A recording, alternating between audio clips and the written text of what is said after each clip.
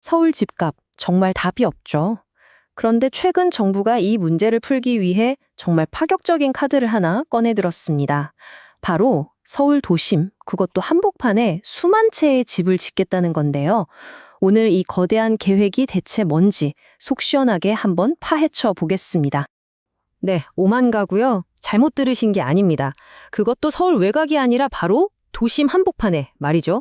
아니, 서울에 집 지을 땅이 어디 있다고 5만 채나. 언뜻 듣기에는 거의 불가능해 보이잖아요. 과연 이 계획 정말 현실이 될 수 있을까요? 오늘 우리가 던져야 할 가장 핵심적인 질문입니다. 자, 이번 계획의 핵심 전략은 아주 간단하고 또 강력합니다. 바로 전공법이에요. 예전처럼 서울 바깥의 신도시를 만드는 게 아니라 사람들이 가장 살고 싶어하는 바로 그 도심, 거기에 직접 주택을 쏟아붓겠다는 거죠. 패러다임을 완전히 바꾸는 겁니다. 그렇다면 대체 이 5만 채의 아파트는 서울의 어느 금싸라기 땅에 들어서게 되는 걸까요? 그 구체적인 청사진을 지금부터 한번 들여다보겠습니다. 정부가 내건 목표 물량이 무려 최대 5만 가구입니다. 이게 어느 정도냐면요. 작년에 발표했던 계획보다도 만에서 2만 가구나 늘어난 이건 뭐 그야말로 역대급 규모라고 할 수밖에 없죠. 자, 이 표의 핵심 부지들이 나와 있는데요. 딱 봐도 눈에 확 들어오는 곳이 있죠?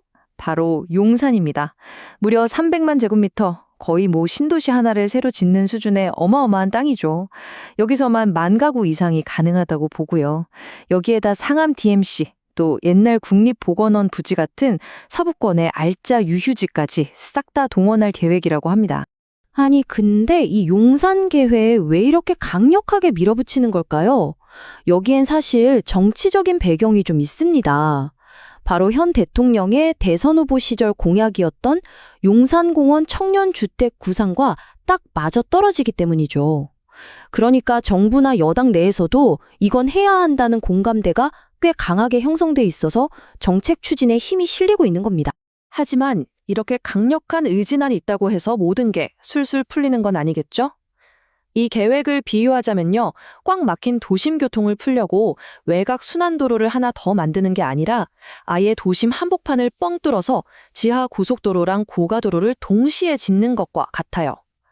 효과는 진짜 확실하겠지만 와, 그 과정이 얼마나 복잡하고 시끄러울지 상상이 가시죠? 자, 지금부터 이 거대한 계획이 마주한 현실적인 문제들을 하나씩 짚어보겠습니다. 이 야심찬 도시 실험이 정말 현실이 되려면요, 넘어야 할 거대한 산이 최소 4개나 버티고 있습니다. 바로 법률의 벽, 관계 기관들 간의 이견, 현재의 시장 상황, 그리고 장기적인 전략의 균형 문제입니다. 하나씩 차근차근 짚어보죠. 첫 번째 관문은 법입니다. 용산공원 조성특별법이라는 게 딱 버티고 있거든요. 이 법은 말 그대로 용산 땅을 뉴욕의 센트럴파크처럼 다른 거 아무것도 짓지 말고 온전한 공원으로 만들자라고 못을 박아둔 법이에요. 그러니 여기에 아파트를 지으려면 국회에서 이 법부터 바꿔야만 하는 거죠. 두 번째는요, 기관들끼리의 동상이몽입니다. 이 슬라이드 보시면 딱 나오죠? 똑같은 용산 땅을 놓고 국토부는 1만 가구 이상 짓자 하는데 서울시는 아니 8천 가구도 벅차다고 맞서는 거예요. 핵심은 학교 문제입니다. 갑자기 수만 명이 이사 오면 애들 다닐 학교가 모자란다는 거죠. 세 번째는 정말 차가운 현실, 바로 시장 상황입니다. 요즘 PF 시장 완전히 꽁꽁 얼어붙었잖아요. 공사비는 또 하늘 높은 줄 모르고 치솟고 있고요. 실제로 상암이나 옛 국립보건원 부지는 예전에도 팔려고 내놨다가 아무도 안 사가서 실패한 적이 있거든요. 그래서 이번에도 과연 잘 될까? 장담하기가 좀 어려운 상황입니다.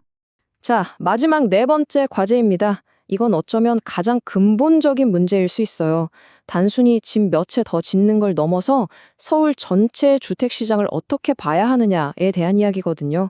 전문가들이 거의 한 목소리로 이야기하는 게 있습니다. 정부가 주도해서 도심에 아파트를 아무리 많이 지어도 그것만으로는 한계가 있다는 겁니다. 생각해보세요. 서울 주택 공급이라는 수레가 있다면 바퀴가 2개인데 하나는 이런 공공공급이고 다른 하나는 민간 재건축, 재개발이거든요. 근데 이 한쪽 바퀴만 냅다 굴리면 어떻게 되겠어요? 결국 헛돌거나 반쪽짜리 효과에 그칠 수밖에 없다는 아주 날카로운 지적이죠. 결국 이 문제는 정부의 강력한 추진 의지와 그걸 가로막는 수많은 현실의 벽들 사이에서 팽팽한 줄다리기를 하는 것과 같습니다. 과연 이 거대한 도시 실험은 서울의 미래를 바꿀 게임 체인저가 될 수 있을까요? 아니면 그저 또 하나의 야심찼던 청사진으로 끝나게 될까요? 그 결과는 우리 모두가 앞으로 계속 지켜봐야 할 것 같습니다.